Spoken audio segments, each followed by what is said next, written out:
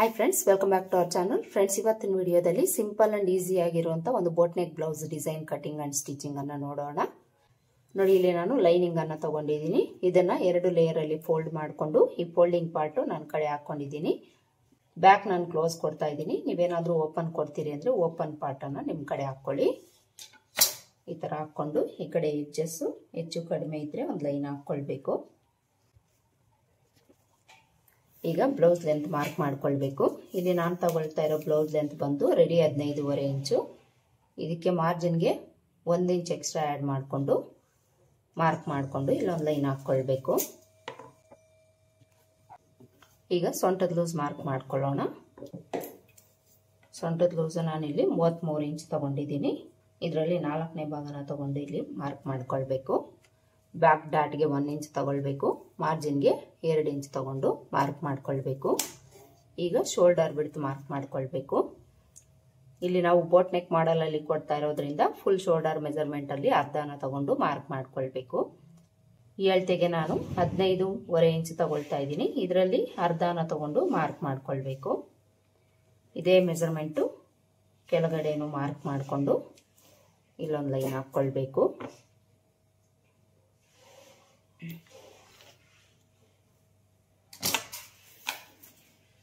ಈಗ armhole length mark ಮಾಡ್ಕೊಳ್ಬೇಕು. Armhole length ಅನ್ನು ನಾವು ಶೋಲ್ಡರ್ ಮೆಜರ್ಮೆಂಟ್ ಎಷ್ಟು ಇಟ್ಕೊಂಡಿರ್ತೀವೋ ಅದರಲ್ಲಿ ಅರ್ಧ ಇಂಚು ಕಡಿಮೆ ತಗೊಂಡು ಮಾರ್ಕ್ ಮಾಡ್ಕೊಳ್ಬೇಕು.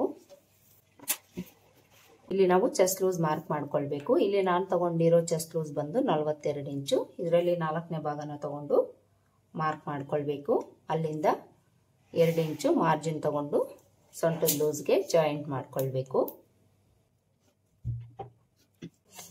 ಈಗ ಆರ್ಮೋಲ್ ಶೇಪ್ ಡ್ರಾ ಮಾಡ್ಕೊಳ್ಳೋದಕ್ಕೆ ಇಲ್ಲಿ ನಾವು ಒಂದು 1/4 ಇಂಚಷ್ಟು ಈ ರೀತಿ ಒಳಗಡೆ ತಗೊಂಡು ಮಾರ್ಕ್ ಮಾಡ್ಕೊಳ್ಬೇಕು. ಇದು ಬೋಟ್ ನೆಕ್ ಮಾಡಲ್ ಆಗಿರೋದ್ರಿಂದ ಒಂದು 1/4 ಇಂಚಷ್ಟು ಈ ರೀತಿ ಒಳಗಡೆ ತಗೊಂಡು ಮಾರ್ಕ್ ಮಾಡ್ಕೊಳ್ಳಿ. ಮಾರ್ಕ್ ಮಾಡಿಕೊಂಡು ಇಲ್ಲಿ ಬಿಡ್ತು 1 ಇಂಚ್ ತಗೊಳ್ಳಿ. 1 ಇಂಚ್ ತಗೊಂಡು ಮಾರ್ಕ್ ಮಾಡಿಕೊಂಡು ಆರ್ಮೋಲ್ ಶೇಪ್ ಅನ್ನ ಡ್ರಾ ಮಾಡ್ಕೊಳ್ಬೇಕು. ಈಗ ಶೋಲ್ಡರ್ ಬಿಡ್ತು ಮಾರ್ಕ್ ಮಾಡ್ಕೊಳ್ಬೇಕು. ಇಲ್ಲಿ ನಾನು ರೆಡಿ ಶೋಲ್ಡರ್ 2.5 ಇಂಚ್ ತಗೊಳ್ತಾ ಇದ್ದೀನಿ. ಇದಕ್ಕೆ 3/4 ಇಂಚ್ ಆಡ್ ಮಾಡಿಕೊಂಡು ಮಾರ್ಕ್ ಮಾಡ್ಕೊಳ್ಬೇಕು. ನೆಕ್ ವಿಡ್ತ್ ಅನ್ನೋದು ನಮಗೆ 4.5 ಇಂಚ್ ಇದೆ. ಈಗ ಇಲ್ಲಿಂದ ನಾವು ಶೋಲ್ಡರ್ ಕಡೆ ಅರ್ಧ ಇಂಚು ಡೌನ್ ಮಾಡ್ಕೊಳ್ಬೇಕು. ಇದು ಬೋಟ್ ನೆಕ್ ಆಗಿರೋದ್ರಿಂದ ಈ ರೀತಿ ಅರ್ಧ ಇಂಚು ಡೌನ್ ಮಾಡಿಕೊಂಡು ಶೋಲ್ಡರ್ ಮಾರ್ಜಿನ್ಗೆ 1/2 ಇಂಚ್ ತಗೊಂಡು ಒಂದು ಲೈನ್ ಹಾಕೊಳ್ಳಿ.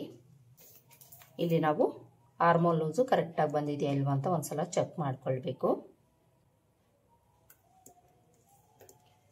ಇಲ್ಲಿವರೆಗೆ 9 ಇಂಚು ಆರ್ಮೋಲ್ ಲೂಸ್ ಬೇಕು. ನೋಡಿ, ಕರೆಕ್ಟಾಗಿ 9 ಇಂಚ್ ಬಂದಿದೆ. ಇಲ್ಲಿ ನಾನು ನೆಕ್ ಲೆಂತ್ ಶೇಪ್ ಏನು ಡ್ರಾ ಮಾಡ್ತಾ ಇಲ್ಲ. ಕ್ಯಾನ್ವಾಸ್ ಅನ್ನ ಕೊಟ್ಟು ಸ್ಟಿಚ್ ಮಾಡ್ತೀನಿ. ಕ್ಯಾನ್ವಾಸ್ ಅಲ್ಲಿ ನಾನು ನಿಮಗೆ ತೋರಿಸ್ತೀನಿ. ಈಗ ಬ್ಯಾಕ್ ಡಾಟ್ ಅನ್ನ ಮಾರ್ಕ್ ಮಾಡ್ಕೊಳ್ಬೇಕು.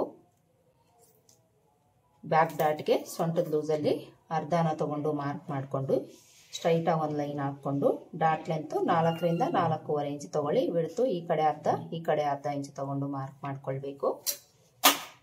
ಇಲ್ಲಿಂದ ಸೈಡ್ಗೆ ಅರ್ಧ ಇಂಚು ಮೇಲಕ್ಕೆ ಮಾರ್ಕ್ ಮಾಡ್ಕೊಳ್ಬೇಕು. ಇದಿಷ್ಟು ಮಾರ್ಕ್ ಮಾಡಿಕೊಂಡು ಈಗ ಇದನ್ನ ನಾವು ಔಟ್ಲೈನ್ಸ್ ಮಾತ್ರ ಕಟ್ ಮಾಡ್ಕೊಳ್ಳೋಣ.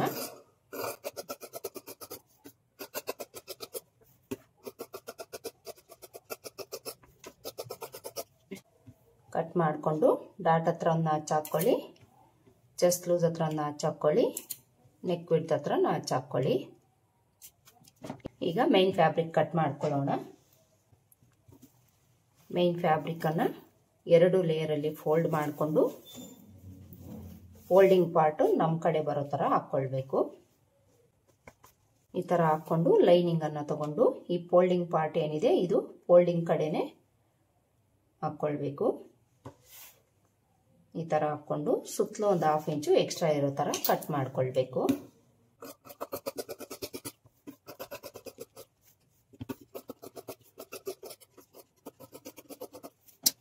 ಲೈನಿಂಗು ಮೈನ್ ಫ್ಯಾಬ್ರಿಕ್ ಎರಡೂ ಸಹ ಕಟ್ ಮಾಡ್ಕೊಂಡಾಯ್ತು. ಈಗ ಸ್ಟಿಚ್ ಮಾಡ್ಕೊಳ್ಳೋದು ಯಾವ ರೀತಿ ಅಂತ ನೋಡೋಣ. ನೋಡಿ, ಇಲ್ಲಿ ನಾನು ಪೇಪರ್ ಕ್ಯಾನ್ವಾಸ್ ಅನ್ನ ತಗೊಂಡಿದ್ದೀನಿ. ಇದರ ಉದ್ದ ಅಗಲನ ನಾವು ಡಬಲ್ ಫೋಲ್ಡಿಂಗ್ ಅಲ್ಲಿ ನೆಕ್ ಬಿಡ್ತು ನೆಕ್ ಲೆಂತ್ ಎಷ್ಟು ಇಟ್ಟಿರ್ತೀವೋ ಅದಕ್ಕಿಂತ 1-2 ಇಂಚು ಲೆಂತ್ ಬಿಡ್ತು ಜಾಸ್ತಿ ತಗೊಳ್ಬೇಕು. ಈಗ ಇದರಲ್ಲಿ ನಾವು ನೆಕ್ ಡಿಸೈನ್ ಅನ್ನ ಮಾರ್ಕ್ ಮಾಡ್ಕೊಳ್ಬೇಕು. ಬಿಡ್ತ್ ಅನ್ನೋದು ಇಲ್ಲಿ ಎಷ್ಟು ಇಟ್ಟಿದೀವೋ ಸೇಮ್ ಬಿಡ್ತನ್ನ ನಾವಿಲ್ಲಿ ಮಾರ್ಕ್ ಮಾಡ್ಕೊಳ್ಬೇಕು. ಇನ್ನು ಲೆಂತನ್ನು ನಾನು 12.5 ಇಂಚ್ ತಗೊಳ್ತಾ ಇದ್ದೀನಿ. ಬೋಟ್ ನೆಕ್ಕಿಗೆ 3.5 ಇಂಚ್ ಲೆಂತನ್ನು ತಗೊಂಡು ಮಾರ್ಕ್ ಮಾಡ್ಕೊಳ್ತಾ ಇದ್ದೀನಿ. ಮಾರ್ಕ್ ಮಾಡಿಕೊಂಡು ಇಲ್ಲಿ ಲೈನ್ ಹಾಕ್ಕೊಳ್ಬೇಕು. ಈ ಥರ ಮಾರ್ಕ್ ಮಾಡಿಕೊಂಡು ಈಗ ಇಲ್ಲೇನು ಬಿಡ್ತಿದೆ ಅದೇ ಬಿಡ್ತು ಇಲ್ಲಿ ಮಾರ್ಕ್ ಮಾಡ್ಕೊಳ್ಬೇಕು. ಇಲ್ಲಿ ಬಾಕ್ಸನ್ನು ಡ್ರಾ ಮಾಡಿಕೊಂಡು ಬೋಟ್ ನೆಕ್ ಶೇಪನ್ನು ಡ್ರಾ ಮಾಡ್ಕೊಳ್ಬೇಕು. ಈಗ ಇಲ್ಲಿಂದ ಕೆಳಗಡೆಗೆ ನಾವು ನೆಕ್ ಡಿಸೈನನ್ನು ಮಾರ್ಕ್ ಮಾಡ್ಕೊಳ್ಬೇಕು. ಇಲ್ಲಿ ನಾವು ವಿಡ್ತನ್ನು ಇಲ್ಲಿ ಎಷ್ಟಿದೆ ಅಷ್ಟೇ ಇಟ್ಕೊಳ್ಬೋದು. ಇಲ್ಲ ಅಂದರೆ ಬ್ರಾಡ್ ಜಾಸ್ತಿ ಆಗುತ್ತೆ ಅಂತ ಅನಿಸಿದ್ರೆ ಒಂದು ಅರ್ಧ ಇಂಚು ನೀವು ಕಡಿಮೆ ತಗೊಂಡು ಮಾರ್ಕ್ ಮಾಡ್ಕೊಳ್ಳಿ. ನಾನಿಲ್ಲಿ 4 ಇಂಚ್ ತಗೊಳ್ತಾ ಇದ್ದೀನಿ. ಈ ಥರ ಮಾರ್ಕ್ ಮಾಡಿಕೊಂಡು ಈಗ ಈ ಲೆಂತಲ್ಲಿ ನಾವು ಅರ್ಧಕ್ಕೊಂದು ಮಾರ್ಕ್ ಮಾಡ್ಕೊಳ್ಬೇಕು. ಮಾರ್ಕ್ ಮಾಡಿಕೊಂಡು ಈಗ ಇಲ್ಲಿಂದ ಇಲ್ಲಿಗೆ ಜಾಯಿಂಟ್ ಮಾಡಿಕೊಂಡು ಡೈಮಂಡ್ ಶೇಪನ್ನು ನಾನು ಇಡ್ತಾ ಇದ್ದೀನಿ. ನೋಡಿ ನಾನಿಲ್ಲಿ ಈ ಥರ ಡಿಸೈನನ್ನು ಇಡ್ತಾ ಇದ್ದೀನಿ. ಈ ಥರ ಮಾರ್ಕ್ ಮಾಡಿಕೊಂಡು ಈಗ ಇಲ್ಲಿ ನಾವು 1 ಇಂಚು ಬಿಡ್ತಿರೋ ಥರ ಮಾರ್ಕ್ ಮಾಡ್ಕೊಳ್ಬೇಕು. ಈ ಥರ ಮಾರ್ಕ್ ಮಾಡಿಕೊಂಡು ಒಂದೆರಡು ಗುಂಪಿನ್ಸ್ ಹಾಕ್ಕೊಂಡು ಈಗ ಇದನ್ನು ನಾವು ಕಟ್ ಮಾಡ್ಕೊಳ್ಬೇಕು.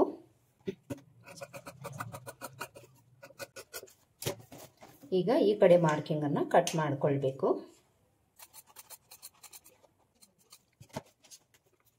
ಈ ಥರ ಕ್ಯಾನ್ವಾಸನ್ನು ಕಟ್ ಮಾಡಿಕೊಂಡು ಈಗ ಲೈನಿಂಗನ್ನು ತಗೊಳ್ಬೇಕು. ಇಲ್ಲಿ ನಾನು ಡೈರೆಕ್ಟಾಗಿ ಈ ಲೈನಿಂಗಿಗೆ ಅಟ್ಯಾಚ್ ಮಾಡ್ತಾ ಇದ್ದೀನಿ ಈ ಕ್ಯಾನ್ವಾಸನ್ನು.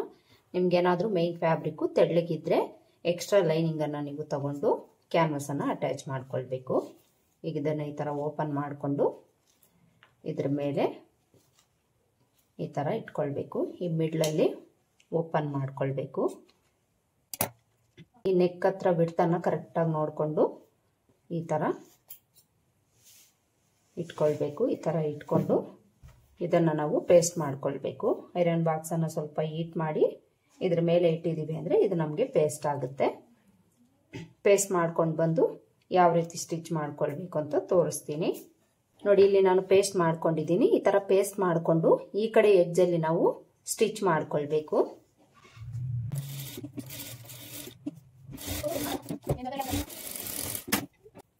ಈ ಥರ ಸ್ಟಿಚ್ ಮಾಡಿಕೊಂಡು ಈಗ ಮೇನ್ ಫ್ಯಾಬ್ರಿಕ್ ತಗೊಳ್ಬೇಕು. ಮೇನ್ ಫ್ಯಾಬ್ರಿಕನ್ನು ತಗೊಂಡು ಸೀದಾ ಸೈಡು ಮೇಲೆ ಬರೋ ಥರ ಹಾಕ್ಕೊಳ್ಬೇಕು. ಈ ಥರ ಹಾಕ್ಕೊಂಡು ಇದ್ರ ಮೇಲೆ ಈ ಲೈನಿಂಗನ್ನು ಈ ಥರ ಹಾಕ್ಕೊಳ್ಬೇಕು.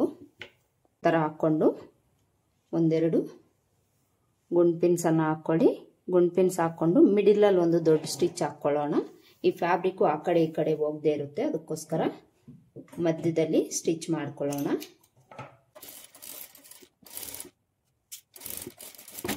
ಈ ಥರ ಸ್ಟಿಚ್ ಮಾಡಿಕೊಂಡು ಈಗ ನಾವು ಇಲ್ಲಿಂದ ನಾವು 1/4 ಇಂಚ್ ಮಾರ್ಜಿನ್ ಇಟ್ಟಿರ್ತೀವಿ ಅಲ್ವಾ, 1/4 ಇಂಚ್ ಮಾರ್ಜಿನ್ಗೆ ಸ್ಟಿಚ್ ಮಾಡ್ಕೊಳ್ತಾ ಬರಬೇಕು. ಕ್ಯಾನ್ವಾಸ್ ಮೇಲೇನೆ ಸ್ಟಿಚ್ ಮಾಡ್ಕೊಳ್ಬೇಕು.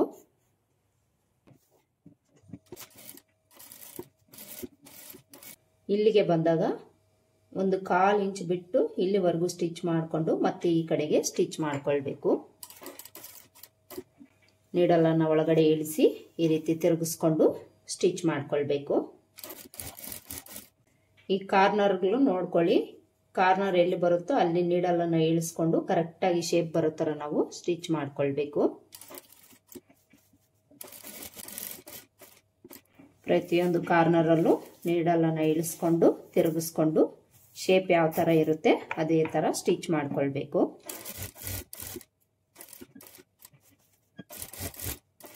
ಇಲ್ಲೂ ಅಷ್ಟೇನೆ 1/4 ಇಂಚ್ ಗ್ಯಾಪ್ ಬಿಟ್ಟು ಅಲ್ಲಿವರೆಗೂ ಸ್ಟಿಚ್ ಮಾಡ್ಕೊಳ್ಬೇಕು. ಈ ಥರ ಸ್ಟಿಚ್ ಮಾಡಿಕೊಂಡು ಈಗ ಇಲ್ಲಿ 1/4 ಇಂಚ್ ಕ್ಲಾತ್ ಬಿಟ್ಟು ಉಳಿದಿರೋದನ್ನು ಕಟ್ ಮಾಡ್ಕೊಳ್ಬೇಕು. ಈ ಮಿಡಲಲ್ಲಿ ಈ ಥರ ಕಟ್ ಮಾಡ್ಕೊಳ್ಳಿ. ಕಟ್ ಮಾಡಿಕೊಂಡು ಇಲ್ಲೂ ಸಹ ಒಂದು 1/4 ಇಂಚ್ ಕ್ಲಾತ್ ಬಿಟ್ಟು ಉಳಿದಿರೋದನ್ನು ಕಟ್ ಮಾಡ್ಕೊಳ್ಬೇಕು. ಈ ಥರ ಕಟ್ ಮಾಡಿಕೊಂಡು ಈ ಕಾರ್ನರಲ್ಲಿ ಕಟ್ಸ್ ಹಾಕ್ಕೊಳ್ಬೇಕು. ಪ್ರತಿಯೊಂದು ಮೂಲೆನಲ್ಲೂ ಸಹ ಈ ಥರ ಕಟ್ಸನ್ನು ಹಾಕ್ಕೊಳ್ಳಿ. ಇಲ್ಲೂ ಸಹ ಹಾಕ್ಕೊಳ್ಳಿ.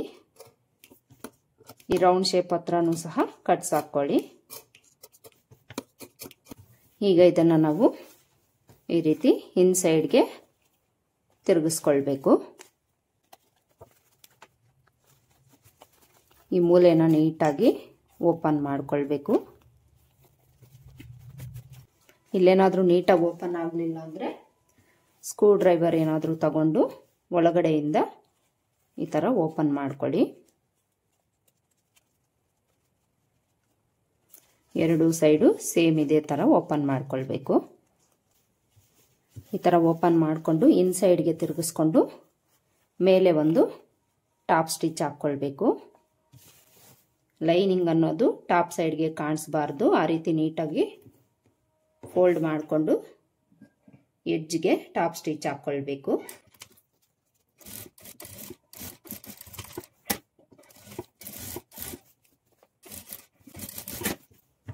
ನೋಡಿ, ಈ ಥರ ನೀಟಾಗಿ ಟಾಪ್ ಸ್ಟಿಚ್ಚನ್ನು ಹಾಕ್ಕೊಳ್ಬೇಕು. ನೆಕ್ ಡಿಸೈನ್ ಅನ್ನೋದು ನಮಗೆ ಈ ರೀತಿ ಡೈಮಂಡ್ ಶೇಪಲ್ಲಿ ಬರುತ್ತೆ.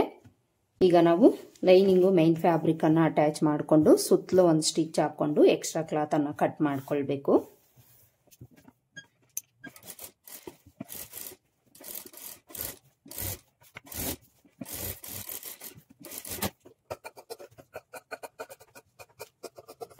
ನೋಡಿ, ನಾನಿಲ್ಲಿ ಸುತ್ತಲೂ ಒಂದು ಸ್ಟಿಚ್ ಹಾಕ್ಕೊಂಡು ಎಕ್ಸ್ಟ್ರಾ ಇದ್ದಿದ್ದ ಕ್ಲಾತನ್ನು ಕಟ್ ಮಾಡ್ಕೊಂಡಿದ್ದೀನಿ.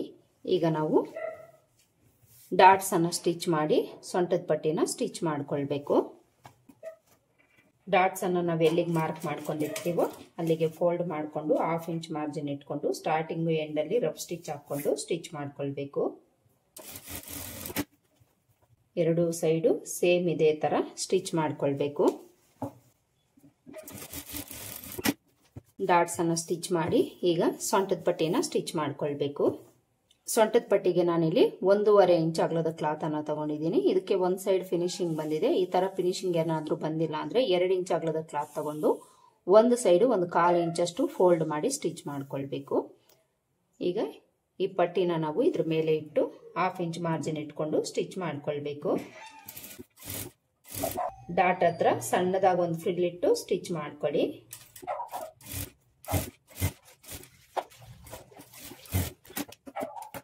ಸ್ಟಿಚ್ ಮಾಡಿಕೊಂಡು ಈ ಪಟ್ಟಿನ ಓಪನ್ ಮಾಡಿಕೊಂಡು ಮೇಲೆ ಒಂದು ಕಿನ್ನರ್ ಸ್ಟಿಚ್ ಹಾಕ್ಕೊಳ್ಬೇಕು. ಈ ಪಟ್ಟಿ ಮೇಲೆ ಎಡ್ಜಿಗೆ ಹಾಕ್ಕೊಳ್ಬೇಕು ಸ್ಟಿಚ್ಚು. ಈಗ ಈ ಪಟ್ಟಿನ ಇನ್ಸೈಡ್ಗೆ ಫೋಲ್ಡ್ ಮಾಡಿಕೊಂಡು ಸ್ಟಿಚ್ ಮಾಡ್ಕೊಳ್ಬೇಕು.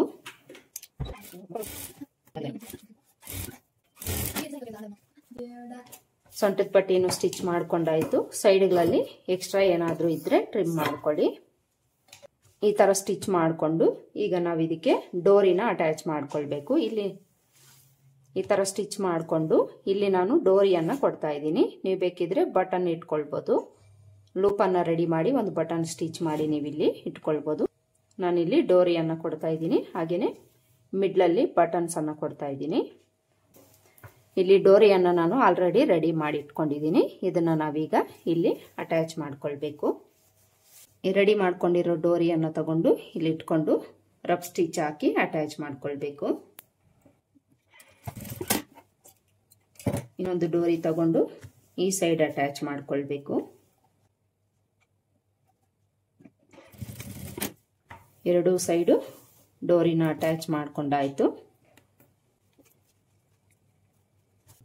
ಈ ತರ ಡೋರಿಯನ್ನು ಅಟ್ಯಾಚ್ ಮಾಡಿಕೊಂಡು ಇಷ್ಟೇ ನೀವು ಇಟ್ಕೊಳ್ಬೋದು. ಇಲ್ಲ ಅಂದ್ರೆ ಇಲ್ಲಿ ಈ ಪ್ಲೇಸಲ್ಲಿ ನೀವು ಬಟನ್ಸ್ ಅನ್ನ ಸ್ಟಿಚ್ ಮಾಡ್ಕೊಳ್ಬೋದು.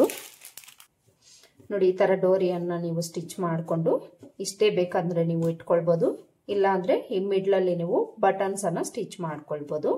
ನಾನಿಲ್ಲಿ ಒಂದು 3 ಬಟನ್ ಅನ್ನ ಸ್ಟಿಚ್ ಮಾಡ್ತಾ ಇದ್ದೀನಿ. ಈ ತರ ಸಿಲ್ವರ್ ಕಲರ್ ಅಲ್ಲಿ. ಈ ಕ್ಲಾತ್ ಅಲ್ಲಿ ಸಿಲ್ವರ್ ಕಲರ್ ಜರಿ ಬಂದಿದೆ, ಅದಕ್ಕೋಸ್ಕರ ನಾನಿಲ್ಲಿ ಸಿಲ್ವರ್ ಕಲರ್ ಬಟನ್ಸ್ ಅನ್ನ ಒಂದು 3 ಸ್ಟಿಚ್ ಮಾಡ್ತೀನಿ. ಇದನ್ನ ನಾವು ಸೂಜಿ ದಾರದಿಂದ ಸ್ಟಿಚ್ ಮಾಡ್ಕೊಳ್ಬೇಕು. ಹಾಗೇನೆ ಈ ನೆಕ್ಗೂ ಸಹ ನೀವು ಪೈಪಿಂಗ್ ಬೇಕು ಅಂದ್ರೆ ಸ್ಟಿಚ್ ಮಾಡ್ಕೊಳ್ಬೋದು. ನಾನಿಲ್ಲಿ ಪೈಪಿಂಗ್ ಏನು ಕೊಡ್ತಾ ಇಲ್ಲ, ಇದೇ ತರ ಇಡ್ತಾ ಇದ್ದೀನಿ. ನೋಡಿದ್ರಲ್ವಾ, ಇವತ್ತಿನ ವಿಡಿಯೋದಲ್ಲಿ ಸಿಂಪಲ್ ಆಗಿ ಬೋಟ್ ನೆಕ್ ಬ್ಲೌಸ್ಗೆ ನಾವು ಡಿಸೈನ್ ಅನ್ನ ಯಾವ ರೀತಿ ಕಟ್ ಮಾಡಿಕೊಂಡು ಸ್ಟಿಚ್ ಮಾಡ್ಕೊಳ್ಬೋದು ಅಂತ ಹೇಳ್ಕೊಟ್ಟಿದ್ದೀನಿ. ಐ ಹೋಪ್ ಈ ವಿಡಿಯೋ ನಿಮಗೆ ಹೆಲ್ಪ್ ಆಗಿದೆ ಅಂತ ಅನ್ಕೊಳ್ತೀನಿ. ಹೆಲ್ಪ್ ಆಗಿದೆ ಅಂತ ಅನಿಸಿದ್ರೆ ವಿಡಿಯೋ ಒಂದು ಲೈಕ್ ಕೊಡೋದನ್ನ ಮರಿಬೇಡಿ. ಮತ್ತೆ ಸಿಗೋಣ ಮತ್ತೊಂದು ವಿಡಿಯೋದಲ್ಲಿ. ಅಲ್ಲಿವರೆಗೂ ನಮಸ್ಕಾರ. Thanks for watching.